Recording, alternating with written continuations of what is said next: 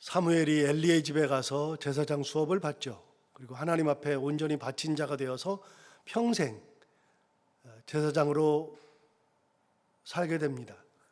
그래서 엄마 품을 떠나서 엘리 제사장 집 실로에 가서 멀리 떨어져서 살게 되죠. 어린 나이 3살이나 혹은 5살, 많게는 7살 그 정도 되는 나이였을 때 엄마 품을 떠나 제사장의 집에 가서 살게 되었을 때 이제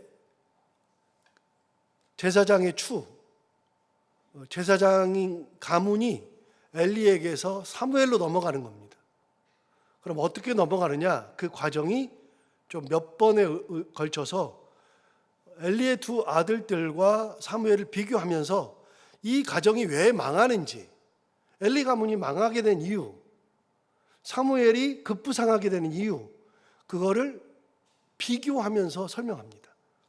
그래서 그 둘의 비교, 엘리의 가문과 제사장 사무엘, 이 둘의 비교를 통해서 어떤 가정이 망하고 어떤 가정이 쓰임 받는지 이것을 차근차근히 비교해 주거든요. 오늘 그 첫 번째, 왜 엘리 가문이 망하는지 그 얘기를 합니다. 자, 그럼 12절을 보시면 이렇게 말합니다. 엘리의 아들들은 행실이 나빠 여호와를 알지 못하더라. 엘리의 아들들, 홈리와 비느하스죠. 홈리와 비느하스, 엘리의 아들들은 제사장입니다. 엘리만 제사장이 아니라 홈리와 비느하스도 제사장이죠. 장성했습니다. 나이가 많습니다. 근데 그 2 아들에 대한 평가가 딱 둘로 나오는데, 첫 번째, 행실이 나쁘다. 2 번째, 여호와를 알지 못하더라. 그러니까 이 후대에 사무엘 이거를 기록했던 그 기록자가 가만히 보니까 이 가문이 왜 망했느냐? 그 가문이 망한 첫 번째 이유는 뭐냐? 무조건 이 가문은 그 아들들이 행실이 나쁘고 하나님을 모르더라.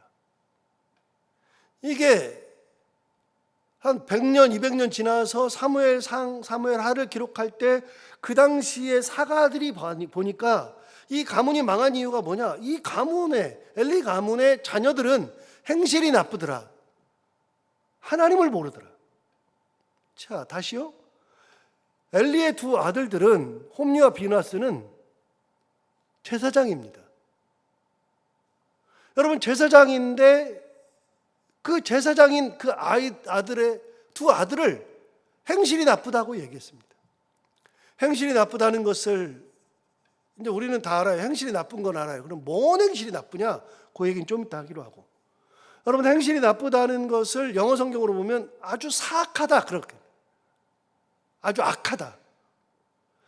제사장은 선해야죠.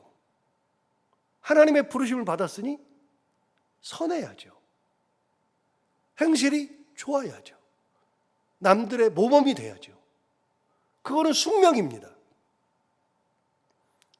목사는요, 당연히 사악하면 안 됩니다. 목사가 사악한 거는 하나님께서 세워주신 그 부르심에, 세우심에 정면으로 반대의 길을 가는 겁니다. 목사의 숙명은 그런 겁니다. 제가 그런 얘기를 가끔 하잖아요. 여러분, 교회에서 일이 생겼어요.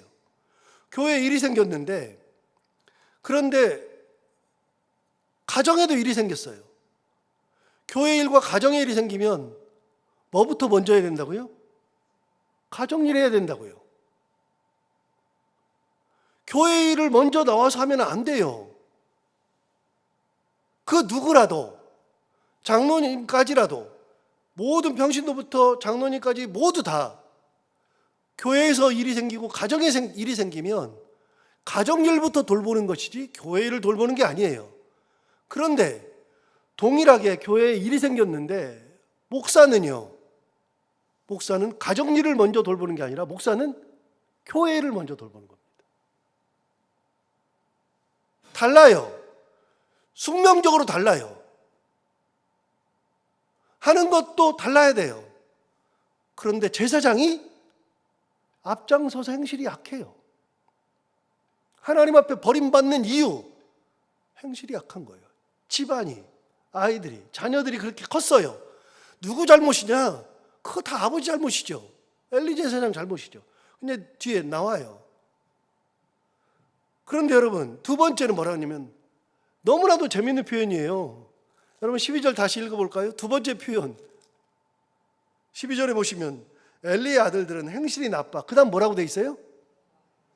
여호와를 알지 못한다 그랬어요. 여러분 여호와를 알지 못한대요. 다시요. 1장 3절 한번 가보세요. 1장 3절에 보시면 1장 3절에 이렇게 말했어요. 이 사람이 매년 자기 성읍에서 나와서 실로에 올라가서 만군의 여호와께 예배하며 제사를 드렸는데 엘리의 두 아들 홈리와 비느하스가 그 다음 뭐라고 되어 있냐면 여호와의 뭐로 있었어요?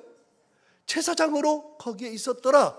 여러분 제가 그냥 아까 홈리와 비느하스가 제사장입니다 그러니까 그냥 목사님이 추측으로 말씀하시나 보다. 아니요, 정확하게 얘기를 했어요. 여호와의 제사장으로 있었어요. 홈리와 비느하스는. 여러분 제사장이에요. 제사장이 하나님을 알지 못하더라. 이게 무슨 말이에요? 제사장이 어떻게 하나님 몰라요? 알죠.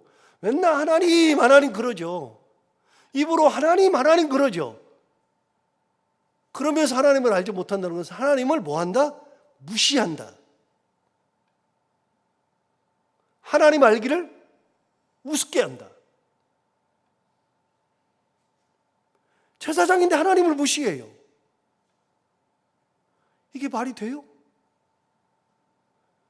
하나님을 무시하는 거는 제사장으로서는 안 되는 거죠. 다른 사람은 몰라도 제사장은 하나님을 무시할 수 없죠.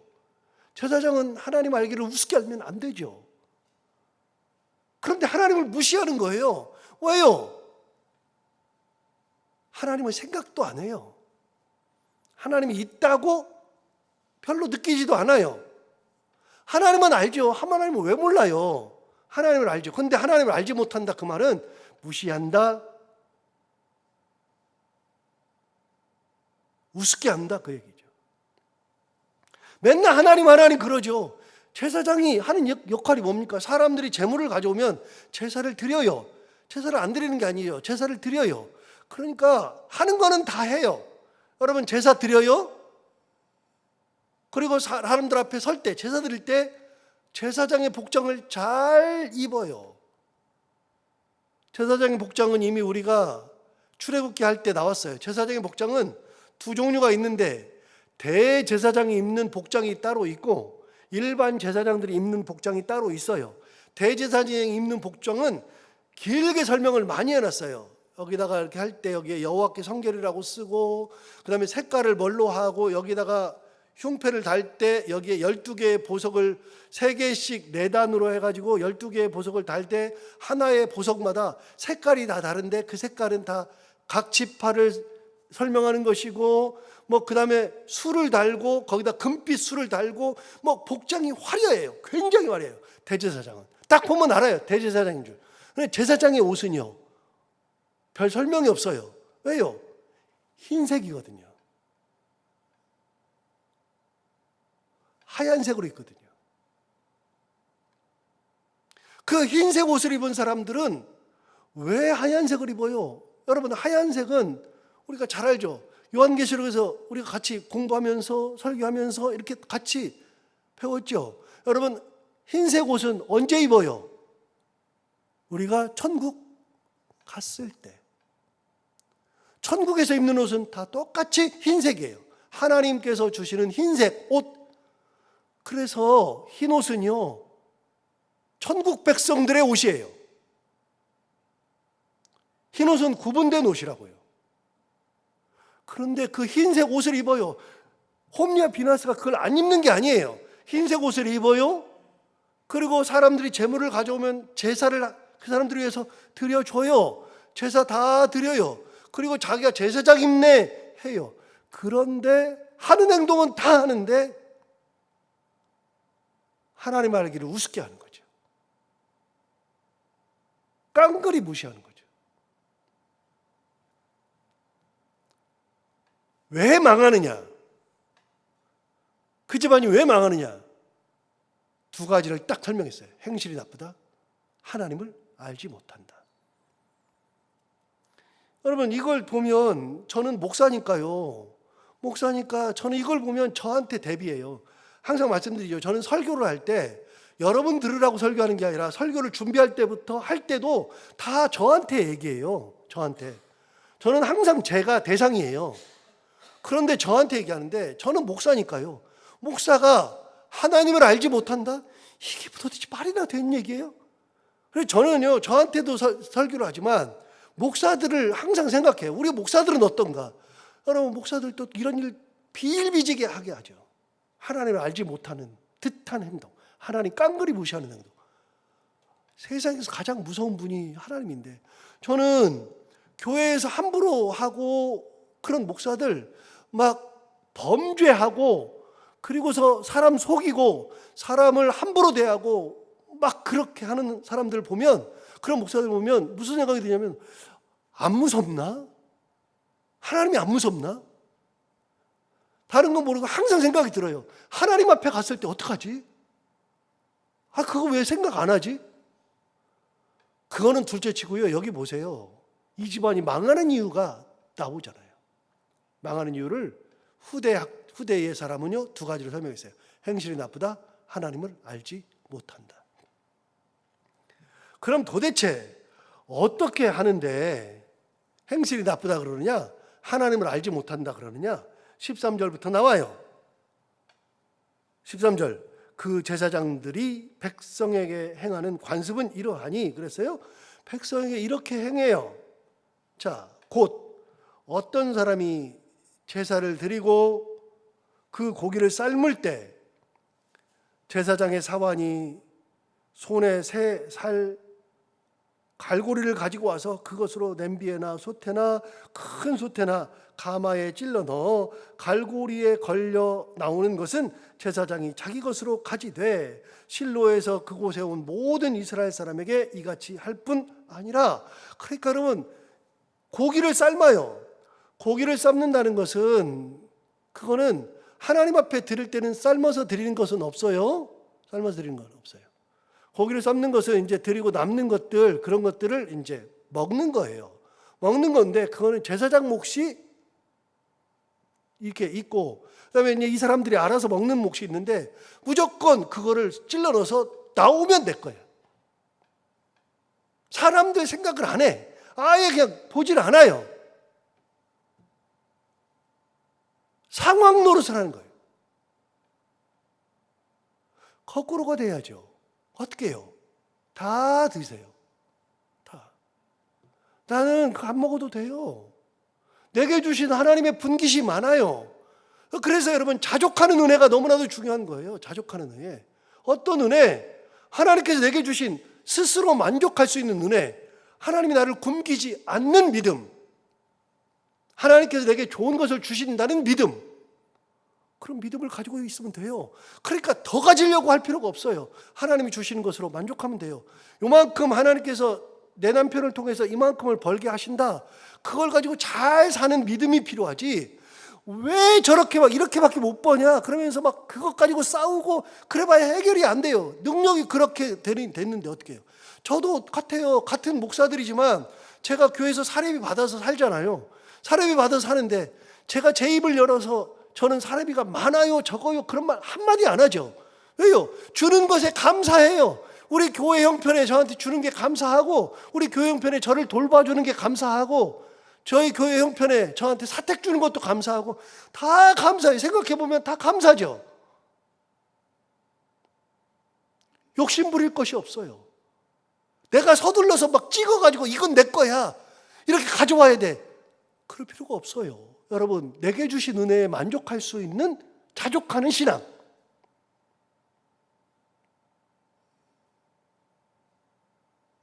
안 되는 거 많아요.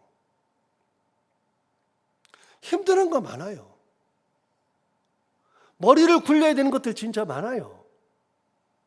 그런데 그런 상황 속에서도 불평불만할 것이 아니라 지금까지도 내게 주신 은혜에 감사하고 또 나를 살게 하시는 은혜에 감사하고 그래야지 자꾸만 내 것이 아닌데 그거를 내 것인 양 그렇게 사는 거 그거는 진짜 잘못된 거거든요. 막 찍어가지고 나오면 내 거야. 15절 보세요. 15절. 기름을 태우기 전에도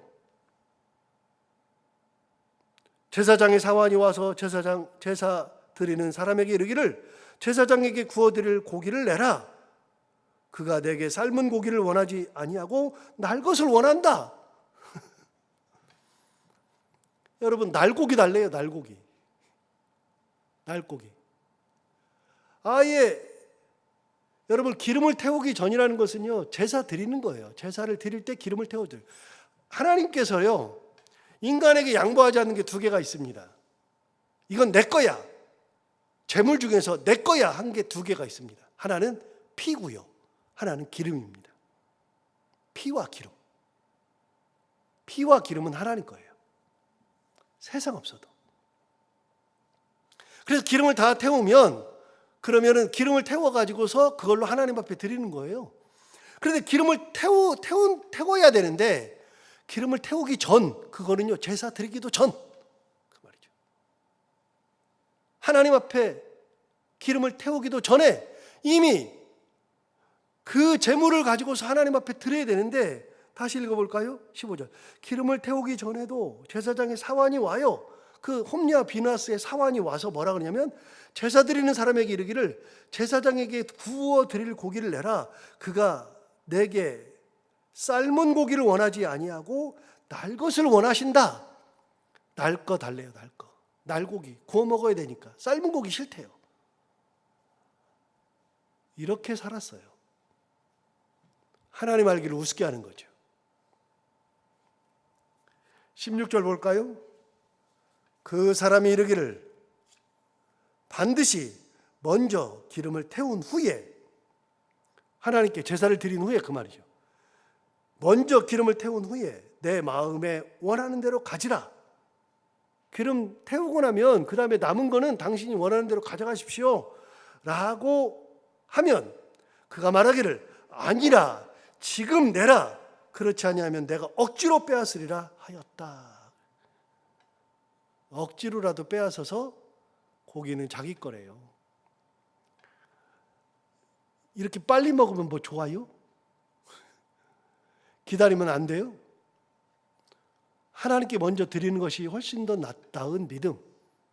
하나님께 드리는 믿음. 자, 집안이 안 망하는 그런 가정은 하나님을 먼저 생각하는 가정이에요. 하나님 무서운 줄 아는 가정이에요. 망하는 가정은 하나님 알기를 우습게 하는 거예요. 하나님이 안 계시는 양 그렇게 행동하는 거예요. 그래서 엘리 가문이 망하는 거예요. 엘리 가문이 망하는 것을 이렇게 설명해 줬어요. 하나님 거를 하나님께 드리기 전에 지가 먼저 다 차지하는 거. 17절 보면 나옵니다. 이 소년들의 죄가 여호와 앞이 심히 크면 그들이 여호와의 제사를 멸시함이었더라. 하나님께 드리는 제사를 멸시하는 거죠. 하나님께 드리는 것들 그거를 멸시한다. 망하는 지름길입니다. 완전히 망하는 지름길. 자, 그러면 사무엘은 어땠는가? 18절부터 21절. 18절 비교해서 설명해 줍니다. 18절 사무엘은 어렸을 때 세마포 에봇을 입고 여호와 앞에 섬겼더라. 그러니까 한마디로 딱 첫 마디가 뭐냐? 그 세마포 에봇을 입고 여호와 앞에 섬겼다. 즉 하나님 앞에서 섬기고 있었다. 하나님 앞에 되는 집안은 하나님 앞에 서는 집안. 하나님 앞에. 19절 보실까요? 그의 어머니가 한나가 매년 드리는 제사를 드리러 그의 남편과 함께 올라갈 때마다 작은 겉옷을 지어다가 그에게 주었다. 여러분, 엄마가 해줄 수 있는 건 뭐냐? 엄마가 젖을 뗐는데 그 젖을 떼고 나서 엄마가 사무엘 얼마나 보고 싶어요. 그러니까 거기 곁에 머무르지 않아요. 나 너무 우리 사무엘이 보고 싶어. 그러니까 엄마가 사무엘에게 막 가가지고서 맨날 사무엘 불러내가지고 아이고 아들 어떡해. 하나님께 바쳤으면서도 아이고 아들 어떡해. 막 귀 싸고 돌고 그러지 않아요. 하나님 앞에 드리면 그걸로 끝이에요. 매년마다 올라가는 것은 옛날에도 올라갔어요. 매년 올라갔어요. 그런데 이번에도 매년 올라가요. 올라가면서 해주는 거 뭐냐? 올라가면서 이 아들은 귀한 아들이니까 먹을 거 싸들고 막 엄청 해들고 당연히 그래야 되겠죠. 그런데 여러분 가져가는 거 보세요. 딱 한 가지 가져가요. 19절 보세요. 그의 어머니가 매년 드리는 제사를 드리러 그의 남편과 함께 올라갈 때마다 작은 겉옷을 지어다가 그에게 주었다. 여러분 그 아들에게 주는 것은 딱 하나. 겉옷 지어다가 주었다. 그거 하나. 최소한. 왜요? 애가 크잖아요. 애가 크니까 그에 맞는 겉옷 작은 거 하나 갖다 주었다. 최소한. 이 아이는 하나님께 바친 아이예요. 그러니까 엄마가 서두르고 이 아이 막 데리고 안달복달 하는 게 아니라 아이를 하나님께 바쳤으면 하나님께서 키우신다. 그 믿음으로 할 수 있는 것, 내가 할 수 있는 것 가장 적은 거지만 귀한 거 작은 겉옷 하나 지어다 주는 거. 이거는 뭐 특별히 하는 거 아니에요. 다른 거 다 해다 주는 대신에 겉옷 하나 해주고 이 아이의 일생을 하나님 앞에 바치는 믿음. 그 믿음이 아이를 세우는 믿음이 되는 거예요. 부모의 믿음이. 자, 그렇게 했더니 20절 보세요.